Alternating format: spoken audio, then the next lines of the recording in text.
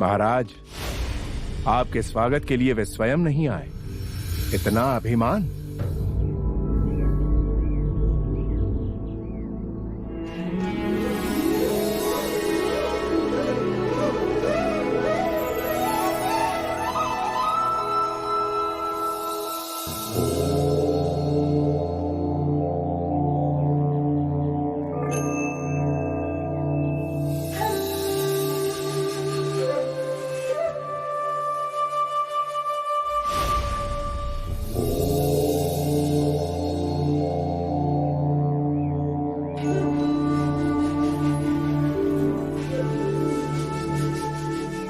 अपने दिए वचन को निभाने मैं आप तक पहुंच गया मगध नरेश।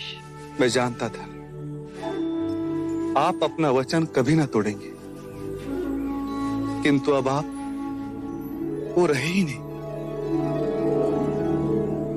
कौन हो आप? उरुवेला के बच्चों ने मुझे नया संबोधन दिया, बुद्ध।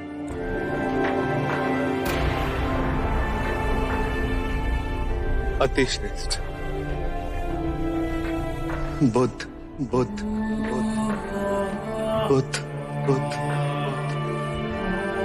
बुद्ध बुद्ध।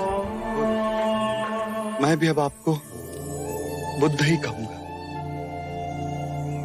सिद्धार्थ से बुद्ध का परिवर्तन अद्भुत है। आपका आभामंडल, आपसे झरता शांति का झरना, आपका अभूतपूर्ण सौंदर्य इस बात की हुंकार दे रहा है कि आप उस परम ज्ञान को उपलब्ध हो चुके हो। और मैं चक्रवर्ती राजा होने के बाद भी निम्न ही रह गया। ये ऊंचता नीचता का विचार ही असत्य है। पहले क्षण आपने मुझे अपनी बुद्धि से देखा, इसीलिए आपको हमारे बीच अंतर का विचार आया। उसके बाद आपने मुझे अपने मन की आंखों से देखा। वहां आपकी चेतना विभाजित ना हो सके। क्या अंतर है आप में और मुझ में? एक ज्ञानी अज्ञानी से पूछ रहा है कि क्या अंतर है उसमें और मुझ में। पृथ्वी और स्वर्ग में क्या अंतर है? पृथ्वी तुम्हारी जड़ें हैं और स्वर्ग तुम्हारी फैलती हुई ऊर्जा। बुद्धि की चालाकी देखो, फिर वो दो हिस्सों में विभाजित कर रही। आप धार्मिक हो या नैतिक? नैतिकता और धर्म अलग है। हाँ, नैतिकता स्वर्ग का प्रलोभन देती है, नरक से डराती है, दो हिस्सों में बांटती है। धर्म ऐसा नहीं करता। तो फिर धर्म क्या है? परम ज्ञान क्या है? केवल अनुभूति। स्वयं को जानो, स्वयं को पहचानो।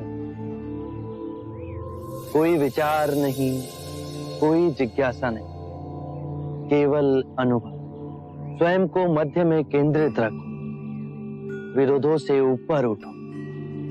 और जब तुम्हें ये अनुभव होगा तो विभाजित कर देखने के बाद स्वयं गिर जाएगी। जैसे पतझड़ में वृक्ष से पत्ते सूखकर स्वयं गिर जाते हैं। मैं भी इस परम अनुभव को उपलब्ध हो सकता हूँ? अवश्य। हम सब में वही चेतना की नदी है जो सूरज, चंद्रमा, सितारे, आकाश गंगाओं में बहती। परम ज्ञान का द्वार हम सब के भीतर है।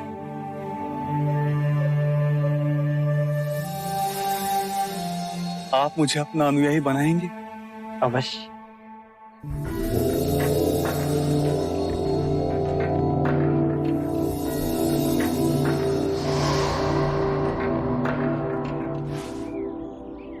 मुझ पर 1 रुपया और कर दीजिए। आने वाली पूर्णिमा आप और आपके सारे भिक्षुक मेरे साथ भोजन के लिए सादर आमंत्रित हैं।